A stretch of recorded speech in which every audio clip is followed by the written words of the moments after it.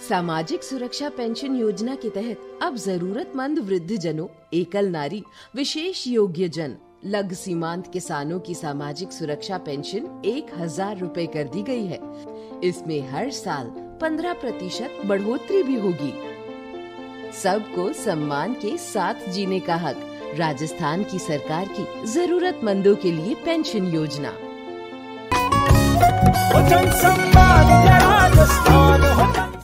नमस्कार, the picky times में आप सभी का स्वागत है। मैं हूं आपके साथ आरती शर्मा। विधानसभा चुनावों से पहले कांग्रेस पार्टी ने ईआरसीपी के मुद्दे पर भारतीय जनता पार्टी को घेरने की रणनीति को अंतिम रूप दिया। इसी के तहत ईआरसीपी आंदोलन की रणनीति पर पीसीसी कार्यालय में चर्चा हुई।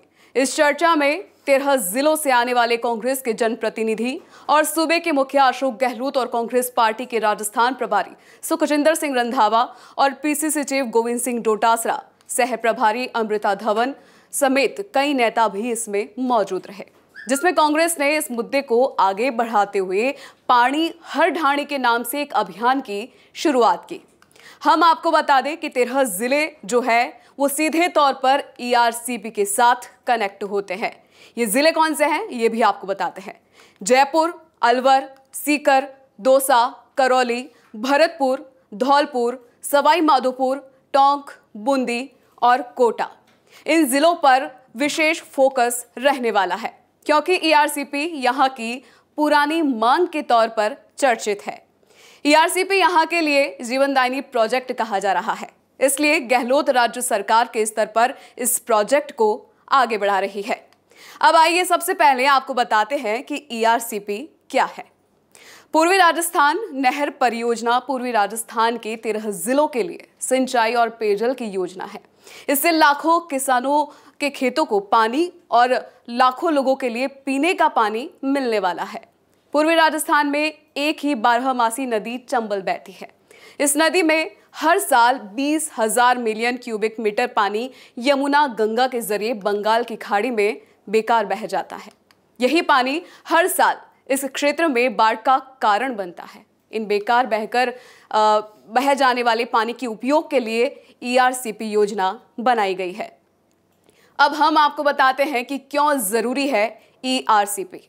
ईआरसीपी के धरातल पर उतरने से 2.02 लाख हेक्टेयर नई सिंचाई भूमि बनेगी। साथ ही इन जिलों में पहले से बने 26 बांधों में सिंचाई के लिए पर्याप्त पानी उपलब्ध हो सकेगा। हाल ही में इसमें 53 बांध और जोड़े गए हैं। इससे करीब 1 लाख हेक्टेयर भूमि सिंचित होगी। इस काम को 7 साल में पूरा होना है, लेकिन जिस रफ्तार से इसका काम चल रहा है उससे देरी होना पक्का है। लेकिन आइए अब हम आपको बताते हैं कि कांग्रेस बीजेपी के बयानों के बीच ईआरसीपी क्यों फंसी हुई है। किसानों और आम लोगों के फायदों से इतर इस परियोजना का एक सियासी गणित भी है। बीजेपी और कांग्रेस दोनों ही इस योजना को लेकर अपने अपने तरीके से आमने सामने है। दरअसल ईआरसीपी की डीपीआर 2017 में वसुंधरा राजे के दौर में बनी थी। इसके बाद 2018 में राजस्थान में सरकार बदल गई और अशोक गहलोत ईआरसीपी को राष्ट्रीय परियोजना बनाने की मांग केंद्र से करने लगे। गहलोत नीति आयोग की 7वीं बैठक में भी ये मांग दोहरा चुके हैं। इसके अलावा ईआरसीपी को लेकर गहलोत सर्वदलीय बैठक भी बुला चुके हैं।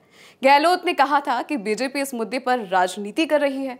योजना की डीपीआर भी बीजेपी ने बनाई है। हम सभी शर्तों को पूरा कर रहे हैं। इसके अलावा पीएम मोदी ने भी चुनावी रैली में योजना के लिए सकारात्मक रुख अपनाने का वायदा किया था। लेकिन इसी के साथ अब हम आपको बताते हैं पूर्वी राजस्थान में विधानसभा सीटों का गणित। पूर्वी राजस्थान जिलों में राजस्थान की कुल 200 में से आधी से कुछ कम यानी 83 विधानसभा सीटें आती है, जिनके करीब 3 करोड़ आबादी है। ये राजस्थान की कुल आबादी का 41.13% है। ये जिले प्रदेश के हाड़ौती, मेवात, ढूंढार, मेरवाड़ा और ब्रिज क्षेत्र में आते हैं। 2018 के विधानसभा चुनावों में 13 जिलों की 83 विधानसभा सीटों में से 61% यानी 51 सीटें कांग्रेस ने जीती थी। बीजेपी भी इस योजना में श्रेय लेना चाह रही है। इसलिए कांग्रेस की सरकार रहते मोदी सरकार इसे राष्ट्रीय परियोजना घोषित नहीं करना चाहती। गहलोत ने यह भी कहा कि केंद्र ईआरसीपी को राष्ट्रीय परियोजना का दर्जा दे या ना दे, राज्य सरकार अपने संसाधनों से इस परियोजना को पूरा करेगी। आपको हमारी ये रिपोर्ट कैसी लगी, हमें जरूर बताएं और हमारे चैनल को सब्सक्राइब करें। शुक्रिया।